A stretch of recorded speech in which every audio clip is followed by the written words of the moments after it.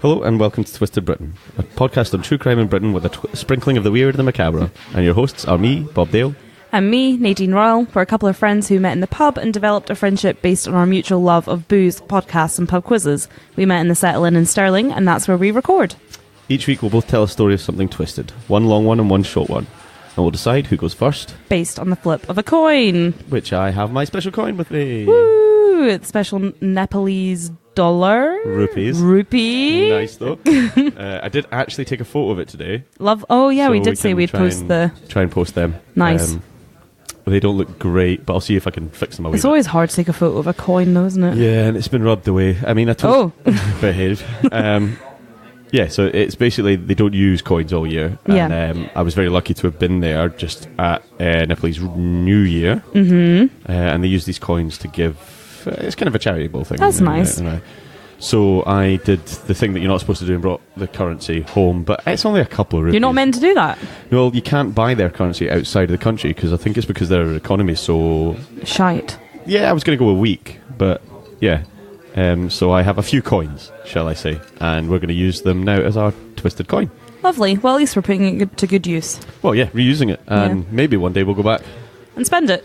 Yeah, we won't get very much for 2 rupees. It's well, we can try. a penny, if that. But anyway, how's you? I was about to say, how are you? I'm good, thank you. How are you? I'm alright. You, once again this week, have been banned from social media for the last 24 hours or so. It's been a blackout for me.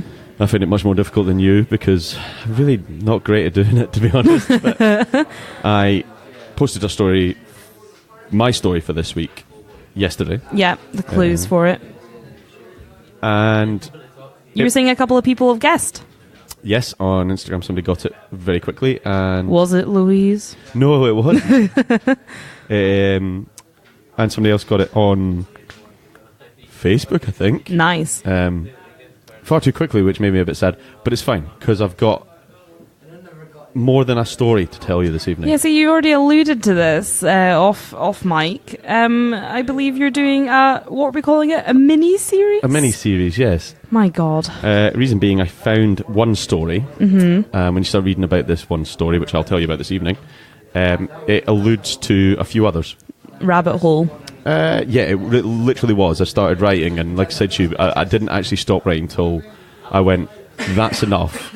I need to go to the pub now to record this.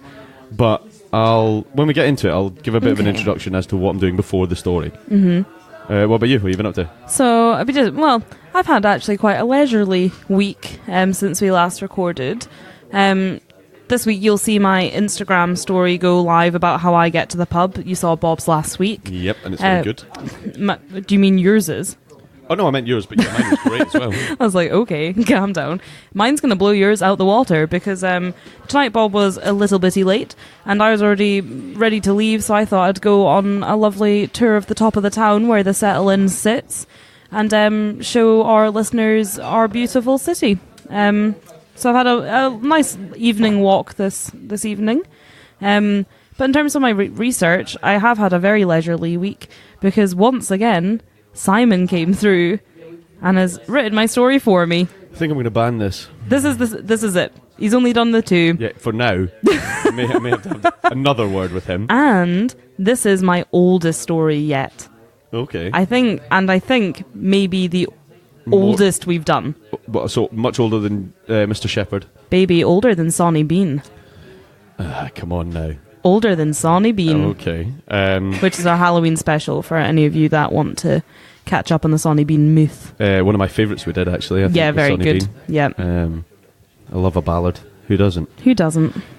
Did you address the fact that somebody called you out on how Jack Shepherd was very good at escaping? I did go. I think he just liked to challenge, perhaps. The thing is, though, is that, yes, he might have been phenomenal at escaping and he might have been awful clever and stuff, but I didn't ever say he wasn't good. Well, I didn't ever say he was good at not being caught. Okay, yeah. He was good at getting away after being caught, but...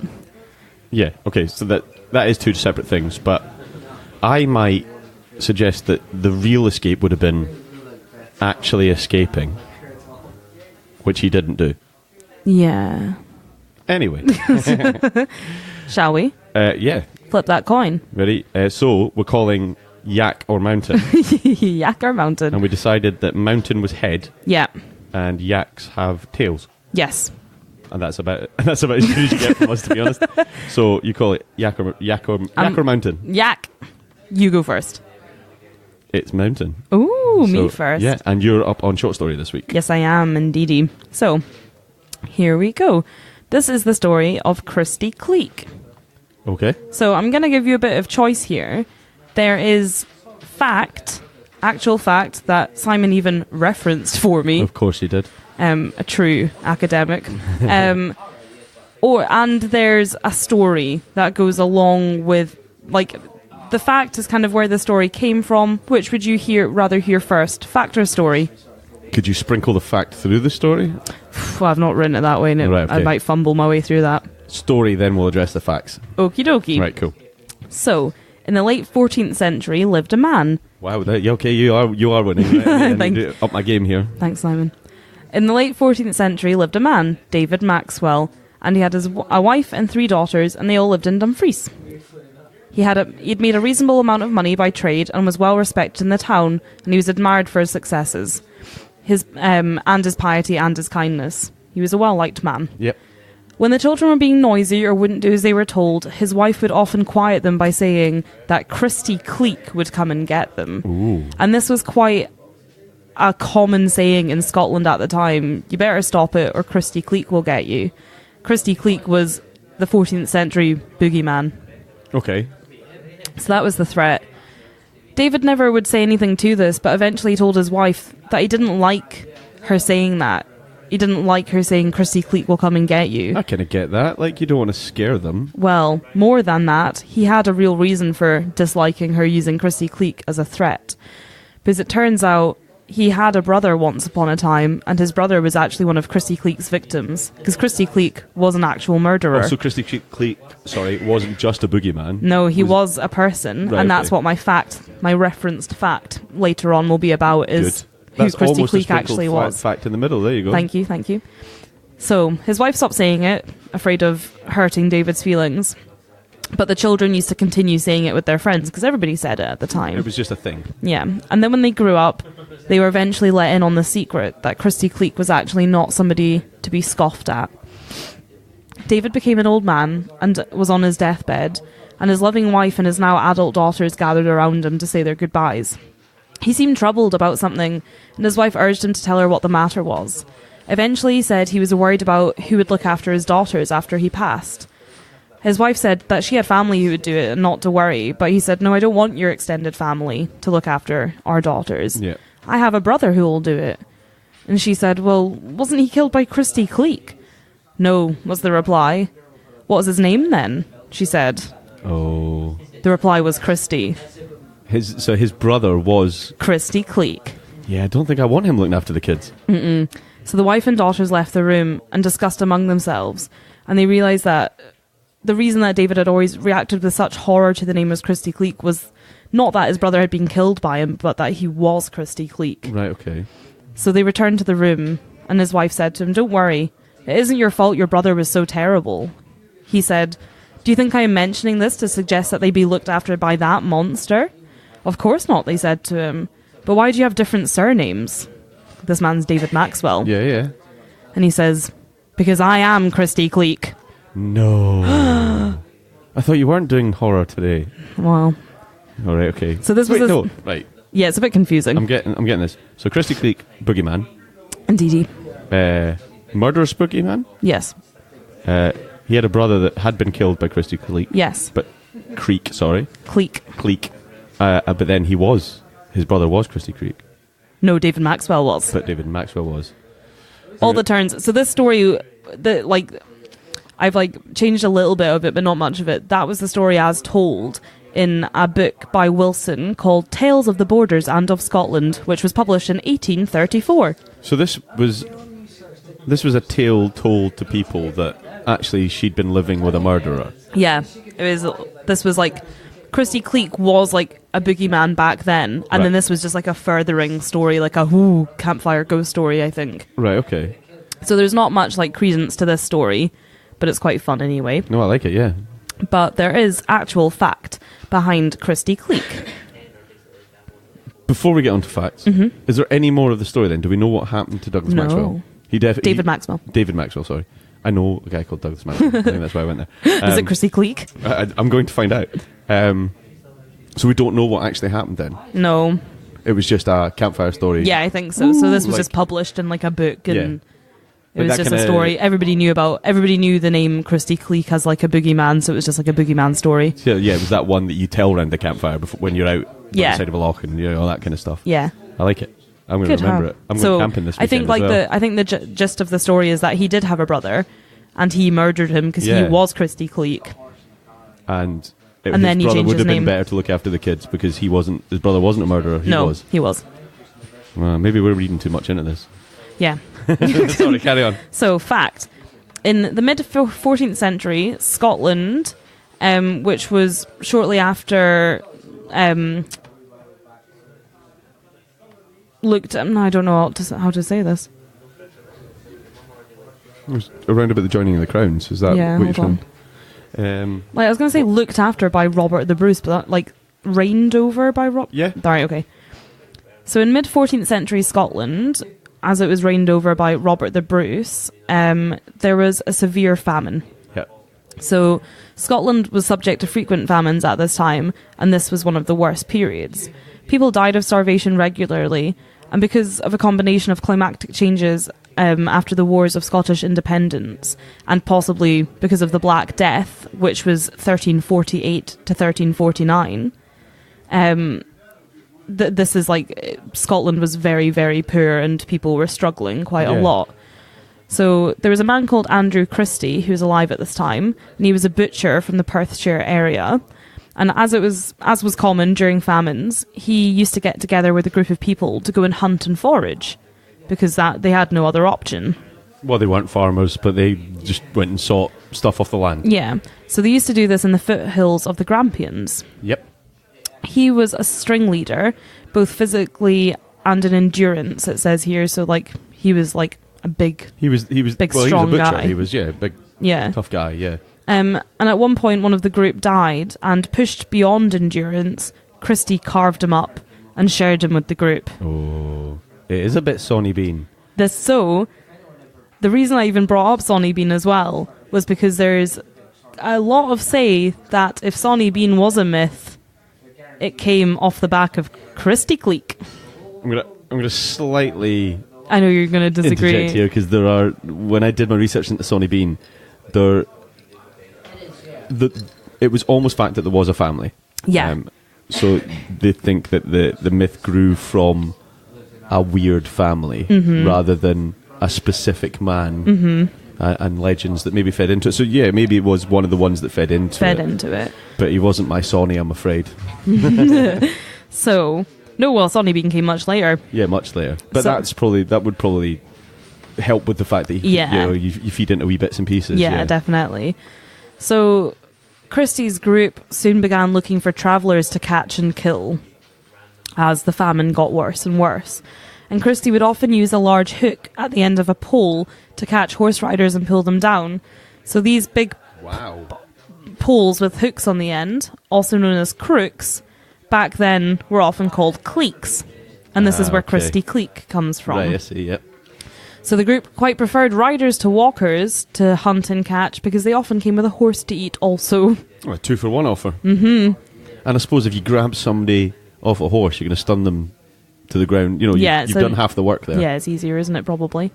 So it said that at least 30 people were killed in this manner, and this was like an estimate made from the bones collected after the group were captured. Okay. Well, I mean, that also feeds into Sonny Bean because it was travellers that they tend to get that were going, the famous one was coming back from the fair. Yeah, exactly. So eventually an armed force from Perth attacked and killed and caught Christie's group, except from Christie himself, interestingly, who supposedly got away, and it said that he went on to lead a normal life elsewhere and died at a ripe old age. So could he have gone and been David Maxwell in Dumfries? Yeah, he could have. Well, yeah. I mean, if he got away, I suppose the natural reaction there would be go, right, and you get out of here. Yeah. And Dumfries is a fair distance. Yep. So he could have gone on to be David Maxwell, old Christie Cleek. So Simon's also included some fun references here. So Andrew of Winton's, it's called Organale Chronicle of Scotland, written in 1424, which is a history of Scotland up to the year 1420. And it contains an early mention of Robin Hood, as well as the first recorded mention of the word Catholic in English, which is quite interesting. All right, okay. This book speaks of Christie Cleek, who say great default that money were in hunger dead, set up traps with the intent, children and women for to slay, and swains that he might overtake, and ate them all that he get might. Which pretty much is like on about a guy that was so hungry that he was almost dead, and started setting up traps with the intent to catch children and women, and he'd eat you. Yeah, around about the River Tay. Yeah. Right, okay. So that's quite good. Yeah, like that. And then Hollanist's Chronicles, published 1577, apparently is very famous and is the work Shakespeare used for his history plays Macbeth and bits of King Lear. Large chunks of Shakespeare are actually taken directly from Holland's Head, from this book. The reports in the entry for 1341. In the same year, as some do write, or according unto other, in the year following there was such a miserable death, both through England and Scotland, that the people were driven to eat the flesh of horses, dogs, cats, and such like unused kinds of meats, to sustain their languishing lives withal. Yea, in so much that, as is said, there was a Scottish man, an uplandish fellow named Christie Cleek, spared not to steal children and to kill women, on whose flesh he fed as if he had been a wolf. Okay, so nearly Christie Cleek again. Yeah, nearly. From sorry, what was the date on that one? 1577. So 150 years later. Yeah, still mentioning him. And then the last one is Cheviot's Proverbs, published 1896. Okay, so another nearly 300. 300 years later. Mentions folklore, saying they resorted to cannibalism at the instigation of their leader Andrew Christie, a Perth butcher. This monster lay in wait for passing horsemen and dragged them from the saddle with a large iron hook fixed to a long pole, hence his nickname. It is said Christie Cleek died many years after, a married man and prosperous merchant in Dumfries. For centuries the mere mention of the word Christie Cleek was sufficient to silence the noisiest child. So, what we think here is, I'm just going to... Go. I'm going to spitball here for a bit, is that there has been a legend of a man who killed horse riders from 14th century. Yeah. Back during the time that might have been necessary for meat and things like that. Yeah. And it's been chronicled throughout time. And this guy, Maxwell, Yeah. played off the story Yeah. and used it... No, sorry. And his wife used it as a way of calming children, as many people did. Yes. But this guy Maxwell Had a real issue. with it, and his issue on his deathbed was the fact that it was him that had done this the whole time. Mm-hmm. That's cool. I like that. Quite fun, isn't it? I'm going to say legend. Yeah. Well, I don't know. I like all the fact, all the references supplied to me there. Oh, the references are good, and I like Solid references. Yeah, I mean, if it's absolutely. good enough for Shakespeare, it's good enough for me. I would hope so. I don't think anybody in a couple of years' time will be saying if it was good enough for Twisted Britain, it's good enough for If us. it's good enough for Nadine, good enough for me. I'd love to think that's a fact that might happen, but no. Yeah, I'm going to stick with legend. I think. You think? You're just sore because you want Sonny Bean to be the reigning king of cannibalism in Scotland, don't you? Oh, I still think he wins as. Oh no, he's like the worst one. They pickled people, for goodness sake, in a cave. No, not sore about it. You know, I'm going to say you have to do your own research next week. I will. I'll come back real strong, I promise. No, do you know what? I'm actually going to do. I'm going to do some reading. Yeah?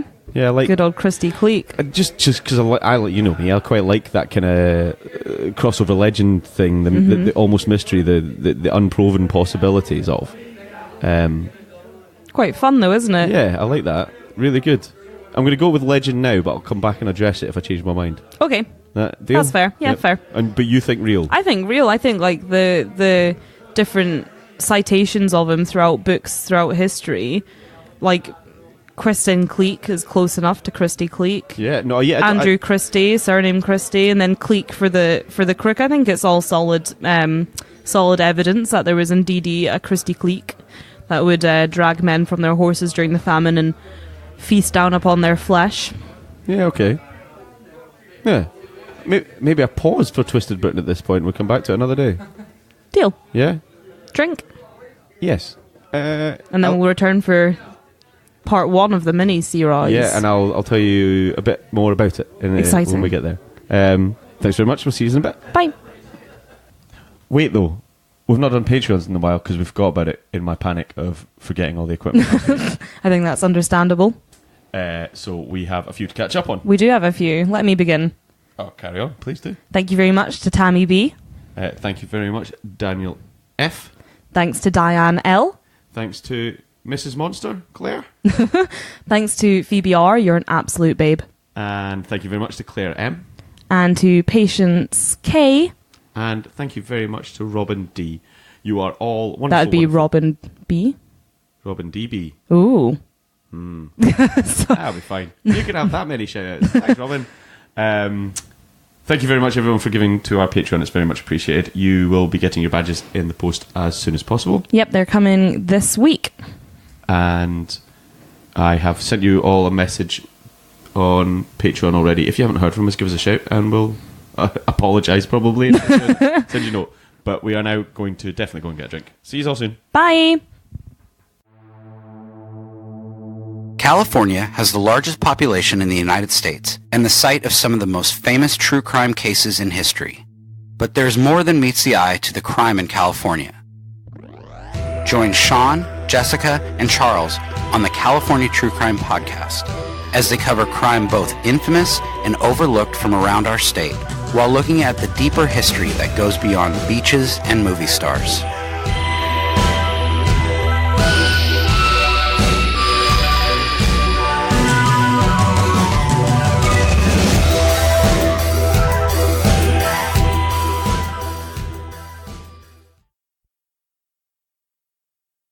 That's us back. Hello. And you hardly drank anything in that last segment there, so Too busy chatting. it's a nice cheap night for me now. Yeah, I've been thinking about that more and more over our wee break there, and I'm going to have to look more into it before I decide Legend. I'm coming off it a bit, but Good. we'll get there. We'll get there anyway. So like I said, this is not something that I did deliberately, but what I'm going to do is over the next 4 weeks I'm going to cover 4 different murders or murder cases, sorry, that have led to the term the square mile of murder being used. Ooh, okay.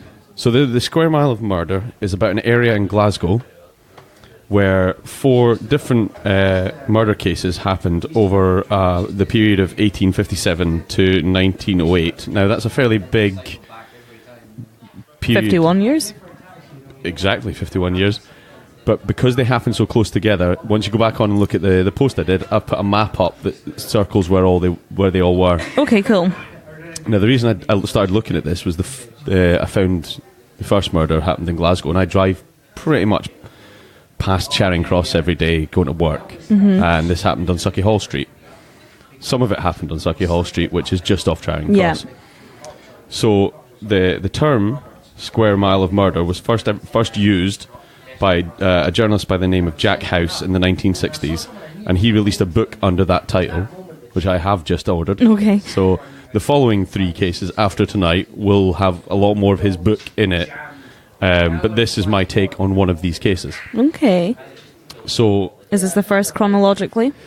sadly, it's not. Okay. It's the third one of the 4, and in hindsight, I would have gone back and started with the first one, but I don't actually think it matters. They're not linked in any way other than geographically. Okay, cool. So do you want to know what the 4 different cases are? Yes. So in 1857 was the case of Madeline Smith. In 1862 was the Sandyford murder case. In 1865 was the Human Crocodile, which we will be covering this evening. Oh. And in 1908 was the case of Oscar Slate. It's the one that, having read some of this, has intrigued me the most, the Oscar Slate one. So I'll probably leave that for last. Okay. So over the next 3 episodes, like I say, I'll cover these 4 murders, and I'm going to work out which one I do next, because obviously 2 of them will need to be short stories, and one of them will be a long story. And because of that, I might end up doing the Oscars later one as the long one, because it was the one that most intrigued me. However, I have never given you a clue or names before about what I'm going to do in advance, so you're not allowed to go and look at it. I won't look. So like I said, I'm going to start off with the story of Dr. Edward William Pritchard, the Human Crocodile. Oh, I'm so excited. That's a great name. It is a great name. It's not as... When I saw the Human Crocodile and went, I have to do that, started reading about it, it's not as cool. It's a much cooler name than it needs to be. Right. But we'll get to that anyway. So, Dr. Edward Pritchard, who was also known as Glasgow Poisoner, didn't actually originate from Glasgow. He came in from south of the border, born in Southsea in Hampshire in December of 1825. So a relatively new case this week in comparison. He was born into a big naval family. His father was a naval captain serving on the Britannia. Being born into this family, he was pretty much expected to follow in his father's footsteps and enlist into the Navy almost as soon as he could. However, instead of going straight in the Navy, what he did was, around 15 years old in 1840, he finished his normal schooling and became a surgeon's apprentice. He worked as a sort of sorcerer's apprentice. He worked as a surgeon's apprentice, in Portsmouth, and he went on to study as a surgeon and qualified from King's College in London in 1846. Now, his qualification does come into question later on in his life, as the only actual genuine record of him graduating from King's College was his own word. His diploma origins that he uses throughout his career are becoming to big question as to where they actually came from. However, after finishing his training, he did go on to join the Navy and worked as a surgeon's assistant on HMS Victory. During the next 4 years in the Navy, Pritchard served and sailed on several other ships, and he managed to travel around the globe before returning to Portsmouth in 1850 aboard the HMS Hecate.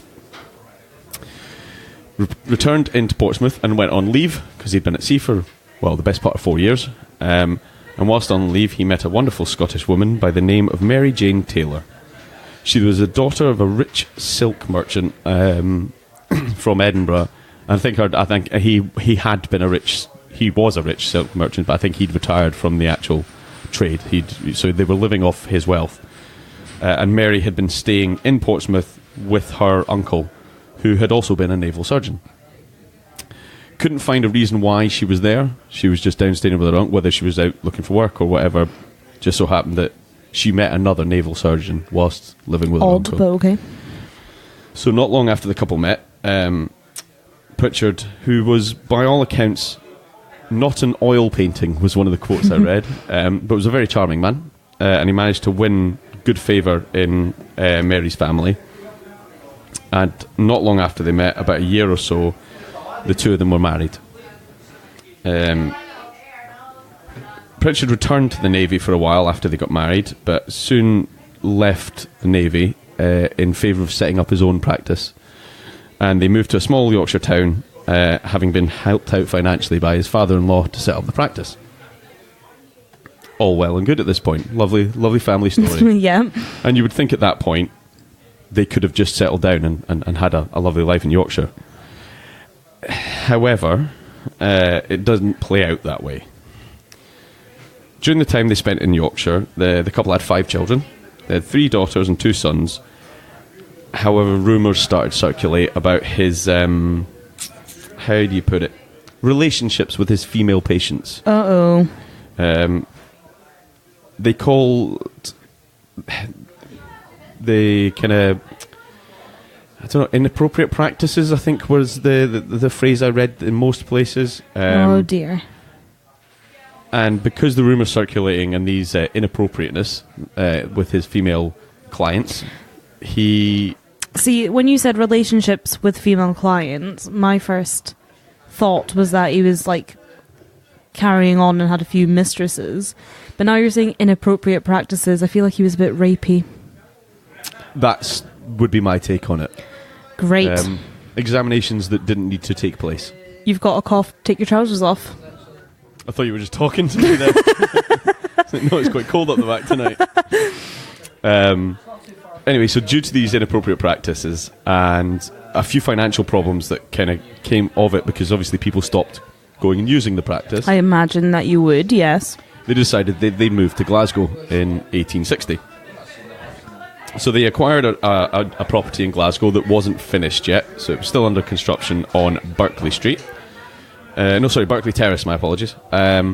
So what they did was when they moved to Scotland, the house wasn't finished, so they moved in with Mary's mother and father in Edinburgh, and they stayed there until the house was finished.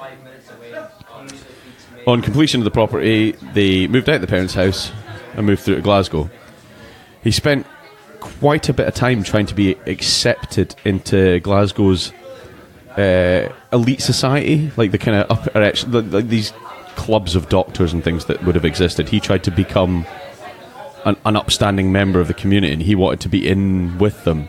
And weirdly, he used to hand out postcards with a picture of himself sitting in a wonderful chair, which is the picture I used this week on the Excellent. post. And he would give them... Hold on, I want to see this chair. I'm going to look at right now. So he would give it to people that he wanted to influence as such and be a member of their society. But... Ooh. Yeah. That's a rather splendid picture. Yeah, splendid beard. He was a man of a story, shall we say, and having spent time travelling the world, I would imagine he had a few stories. Some of them were quite fanciful. Is that the right word? Some of them. I know what you're saying, Some of them were a bit out there-ish. Things like him and somebody else hunted a Nubian lion across the plains of North America. And right. he once took eggs from an eagle's... was it an eyrie? An eagle's nest, and he took eggs from there, and they were a bit too much for it. And along that with the creepy photos that he was handing out. Bit of a Pinocchio. He kind of wasn't accepted into these societies. I don't think he'd be accepted into many, just being full of shit all the time, you know? Well, that might... You get so bored of people like that always hype up stories to be more than they are. You just get sick of it, don't you? Like, oh, right, here we go. It was at this point that his qualifications started to come into question. And it actually managed to come to light that he'd bought his diploma. Oh, you can do that? Apparently in the 1860s you could. Nice. From a university in Germany. Bit concerning, isn't it? He was still a recognised... Maybe he wasn't actually just inappropriate. Maybe just really Didn't had a very poor understanding of human anatomy. I don't think that was the case, because he did serve as a surgeon's apprentice. Yes, he knew And he did stuff. spend 4 years on what were like Navy sailing ships. So he would have known medicine of the day and surgical techniques of the day quite well through practice, maybe not through diploma. Fair. So, like I say, he was still a doctor, and he managed to make the benefits of that and take a good living. He managed to secure properties on Sauchiehall Street, along with the services of a servant girl who moved into the converted attic space in his Berkeley Terrace house. Mm-hmm. So she lived in with the family and was the family servant. The girl's name was Elizabeth McGurn. I already feel like something bad's going to happen to her, Lizzie. So in the early morning of May 6th, 1863, at around 3 a.m, a policeman who was on patrol spotted a fire coming from the top of the Berkeley Terrace property. He alerted Pritchard to the fire, and Pritchard ran up the stairs shouting Elizabeth's name, trying to raise her and get her out. However, the flames were too intense and he never made it up to her room. The fire was extinguished and put under control, and on inspection it was determined that it started from a gas light that had been in her room. Right. There's a few anomalies about the fire, however. The first being that it happened when Mary and her children, the Mary and Pritchard's children, were away at the time. There was absolutely no signs of Elizabeth having to try and make any attempt to leave the room. Oh dear. And the suggestions had been made that she was already dead in the room or had been drugged and left in her bed. Right. I knew something bad was going to happen to Lizzie. He also very quickly filed and won an insurance claim. Too many things about insurance. Honestly, every time. It's every time, isn't it? The one thing I've really, really learned is that if I'm going to get rid of somebody, don't take out insurance on them. Or do. Apparently it works. Well, yeah. Yeah. That or take out massive insurance, fake my own death in a canoe. Either one. Well, that didn't work either, did it? Although these were hugely suspicious circumstances, the police did look into it, but there was no charges brought against him, but it was brought to the attention of the Procurator Fiscal. Okay. The Procurator Fiscal, now I don't know for a fact that that's not a thing that's used down in England or not. I know it's obviously not a thing that's used around the world, but the Procurator Fiscal is the public prosecutor, essentially. Yes, yeah. So it's the public prosecutor's office, and they're the people that...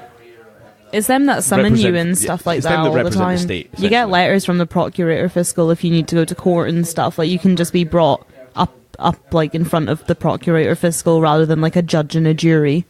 No, you're brought up in front of a judge, but it's the Procurator Fiscal that charges you. Right. So anyway, so it was brought to the Procurator Fiscal's attention, but nothing was done about that. So after the fire, the family moved to a house on Royal Crescent where they employed a new servant girl by the name of Mary McLeod, and she was 15-year-old and from Islay. He fell absolutely head over heels for this girl. Now, he would have been...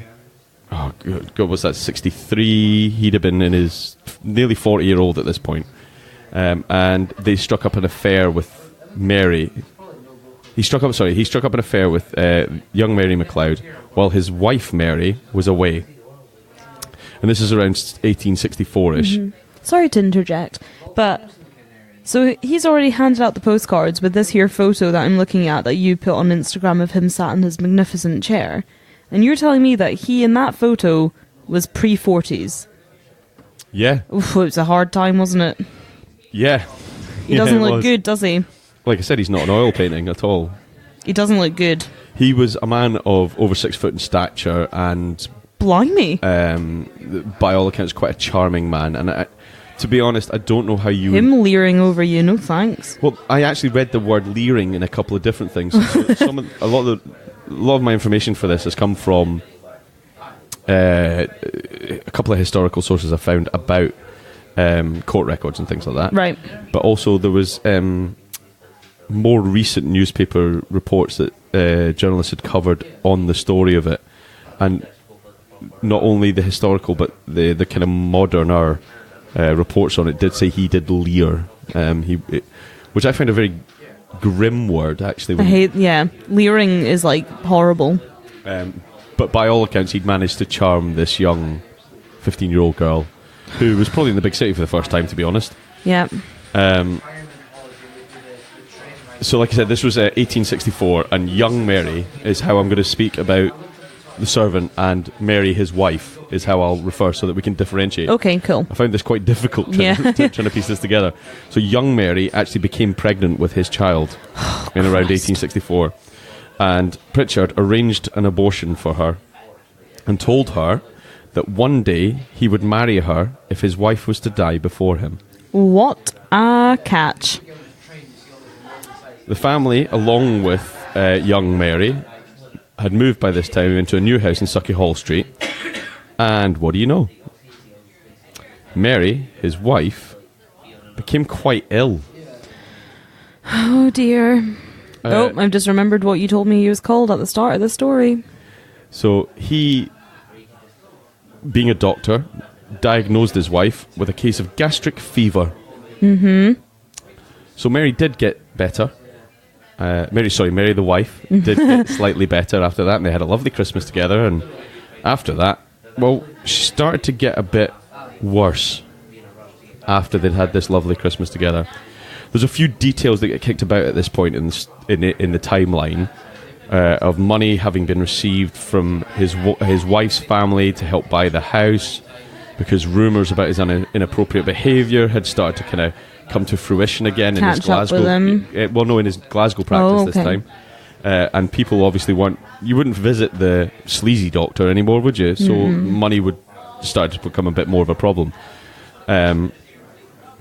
So they'd bought this house with some money from Mary's mother and father, and an overdraft and a loan. Like I say, they moved into Sucky Hall Street, and Mary's illness got a lot worse, to the point where Pritchard got another doctor, who was actually Mary's cousin, Mary's wife's cousin, to come along, and he diagnosed her with stomach irritation. Now, Similar to gastric fever, I'd imagine. I guess so. Just sounds like some kind of gastroenteritis. And I mean, what would you prescribe for a stomach irritation? Maybe a wee Gaviscon or something? I suppose so, yeah. Something like, was it, I'm at risk of sounding like a fool, but is there not that, like, thistle milk or something? Oh, yeah, something like that, People, yeah. like, drink that, don't they? Like, something, like, soothing. So you wouldn't go with mustard, champagne and ice? In one glass? I didn't see what That's some cocktail. I didn't see what the actual mixture was. But we should start serving that in the settle. We'll call it Mary the Wife. Mary the Wife. A mustard, champagne and ice was what he was prescribed. Mustard is not the thing if you've got a sore stomach, let me tell you. It didn't work. So mustard, spicy as all hell. Champagne, acidic as fuck. And ice didn't work. I would maybe go, of all of them, just the ice might have, if you've got a wee bit of reflux. Get a maybe bit of cold down there, yeah.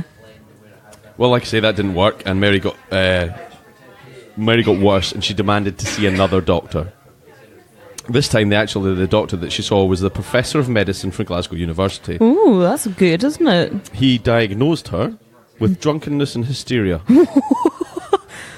That sounds like what I get diagnosed with on a Saturday night when they kick me out of here. Indeed. And what would you prescribe for that? Sobriety and a chill pill. So not bread, milk and boiled eggs? I mean, it's boring enough, it'd probably calm me down. Honestly, when I was reading this earlier, I was like, these are wonderful prescriptions. This needs to go in our recipe book. So along with our peat bog, like our peat marsh diet, we can also now do the Mary the Wife cocktails and diet.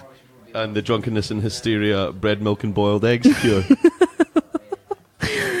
If we ever release a book, it's going to be the weirdest recipe book that you've ever seen, with a weird tour at the back, all these pubs to go to that may or may not have hosted a killer at one point. Yeah. It doesn't say... if it was pickled eggs, we could go around the pubs. But no, specifically boiled. Yum, yum. Also, didn't work. Oh. So, it was at this point that Mary's mother moved through to Glasgow from Edinburgh to care for her sick daughter. She was an elderly woman who was not particularly well herself.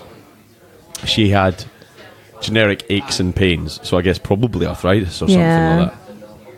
And she was on quite a mean combination of drugs, but her main issue was she'd become dependent on Batley's sedative solution.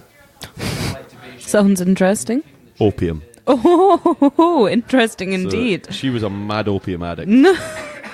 That one of the accounts I read said that she managed to go through 3 months worth of prescription in about 2 weeks. Oh my word! The fact that they prescribed opium, and I know this is historic. Oh, she was gone. Obviously, at this point, you've got an opium addict in the house and a woman who, is drunk and hysteric. Yeah, there's one man that knows what was wrong with her. I gathered. So both women's health began to fail, and Mary's mother died in the February of the following year, having left money in her will to Mary. Not a huge amount.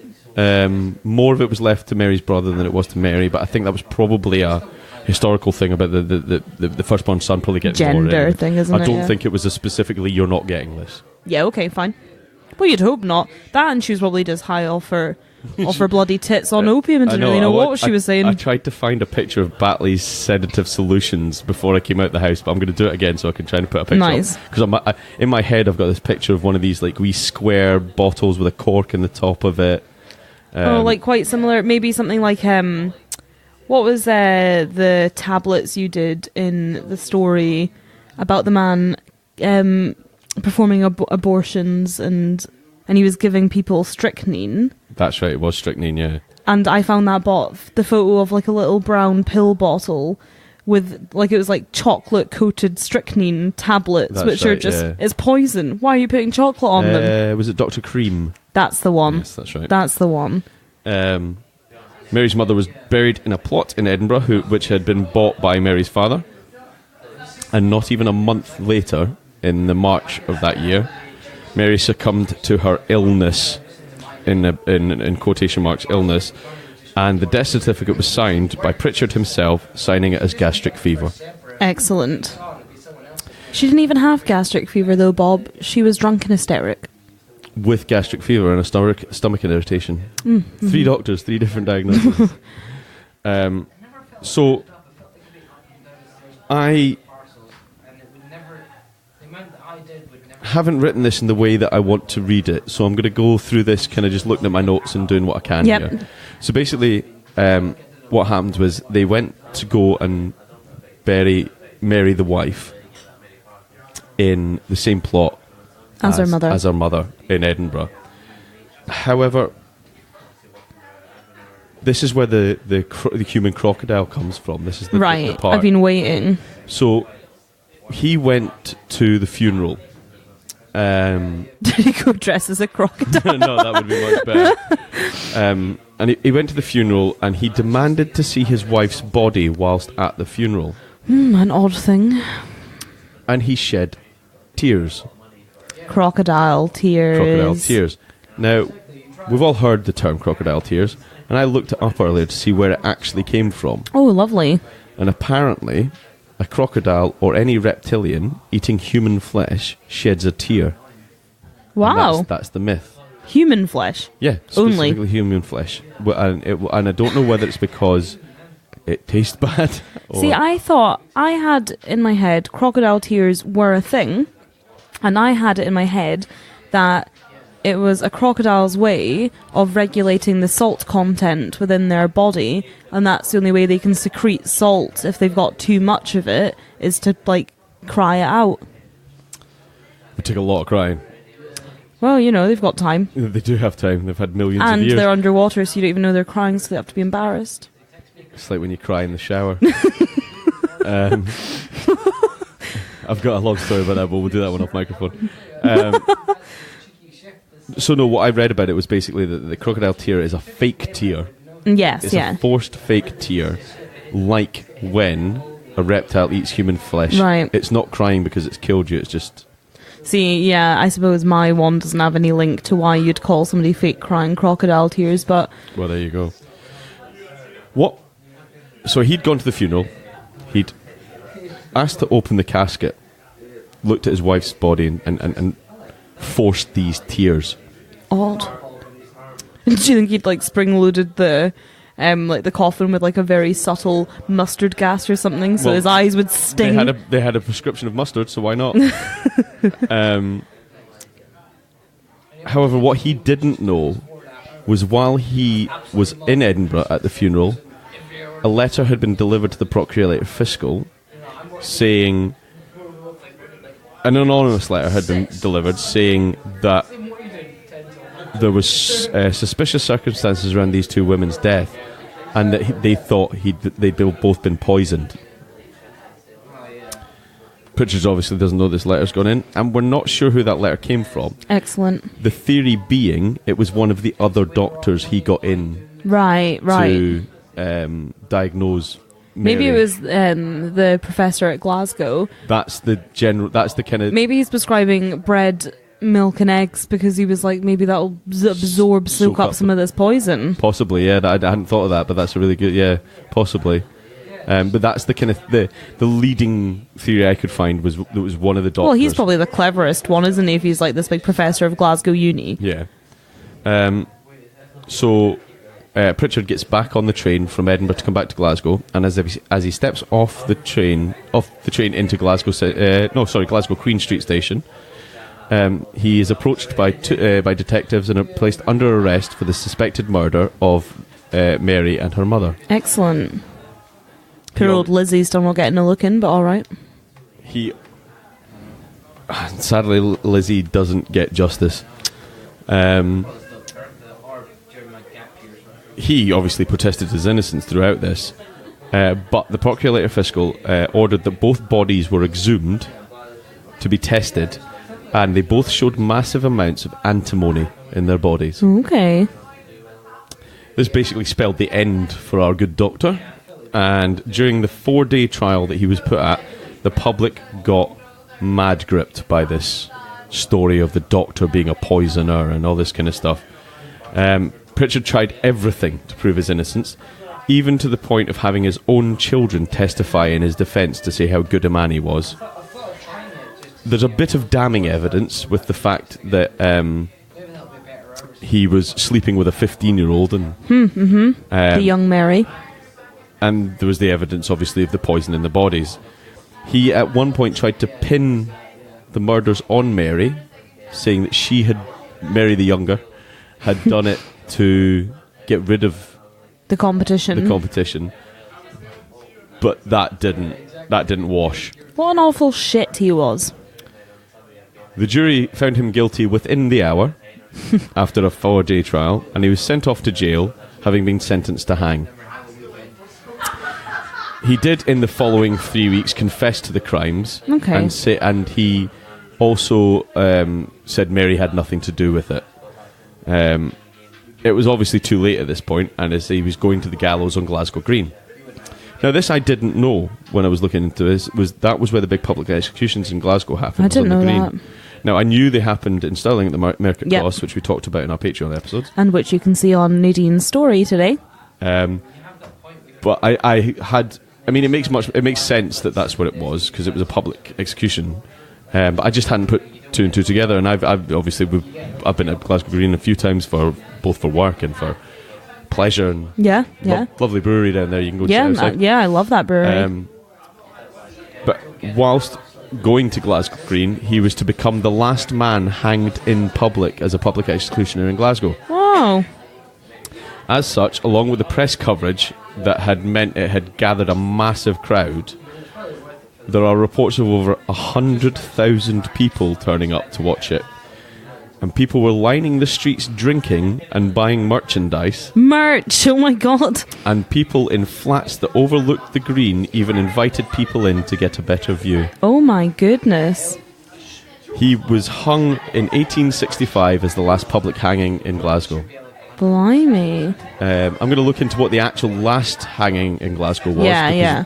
Ones would have been done behind closed prison walls Yeah. after that, but he was the last public one. The last piece of fact I have about this story is that Maclay, Murray and Spence, which were the law firm that represented him in court, pursued him for... Well, not him, his estate, his will and his last remaining money for the fee, because they never got paid. There was absolutely no money to settle the bill, so they basically just they took stuff off of him, and the chair that you see in the photo that he sits in was in the firm's boardroom up until 2016. Oh, that's so cool. What happened to it? Don't know what happened to it after 2016. Oh, that's so cool. But they had it in the boardroom of the law firm. Oh, that's so good. His doctor's chair, I guess, probably. That's so good. Oh, I love that.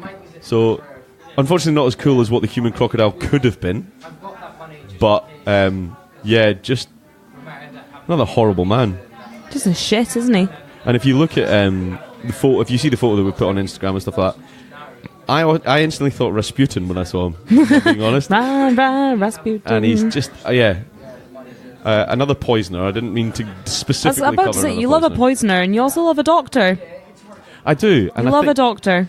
I literally I stumbled across this one, and it was, and I didn't mean to do another one that was similar to something I've done before. No, it's not. It's not that similar at all. It's totally different. But actually. I liked the fact that it was that there are other ones we can not tie in, but there are other ones I can geographically do around about it. I feel very, very sorry for Elizabeth. Yes. Because there has been there's been no justice for her. Yeah, like no follow up on that. Not that I could find. I spent a bit of time looking to see if there was anything, but basically she was a servant girl that died, and nobody really cared. My guess was she was either dead in that room or had been drugged and left there. Yeah. And he set the fire to make the insurance claim. Another lovely story. Another bad bastard, huh? Yeah, he can go on my t-shirt though. Nice. We've done one recently that it's not going Yeah, on my that's t-shirt. not going on. So that's the story of the last public hanging in Glasgow. The crocodile man. The human crocodile. The human crocodile. And that was actually the when I posted the photo on Instagram, the comment that I got was just the emoji of a crocodile. Excellent. Like, Oh, see, that's cool. that's See, if really I'd good. even have seen that, I wouldn't have known what the bloody hell was going on. So next week, I'm going to do one of 3 stories. Excellent. I don't know which one it is I've yet, already so- forgotten what you've said that their names are, so I'm not Good. going to be able to look it up. Thank you everyone for listening. Thank you very much. If you enjoy what you hear every week, please do follow us on our social media sites. You can find us on Instagram. Twisted Britain. You can find us on Twitter. Twisted Britain. And you can find us on Facebook. Twisted Britain. If you want to follow the Settle In while you're there, please do. Yeah, you can just find it under the Settle In. Everywhere you go. Yep. It's our one true love for recording podcasts. We'll go nowhere else. If you want access to more Twisted Britain, there are already two episodes available on our Patreon site. Yep. You can look at our tiers on there and decide if you would like to give to us. I've decided I'm going to be a bit more... I'm going to be a bit better about this now and say, if you'd like to follow us and get some of our merchandise and see more episodes from Twisted Britain, please do look us up and you can follow us there. Yeah, you can actually find our merch page really easily if you just Google Twisted Britain merchandise, actually. Oh, really? Top hit. Oh, well, there you go. It's on Spreadshirt. So on Spreadshirts, yeah, and you can find everything there. And if you join our Patreon, you get specialised access to a discount Yep.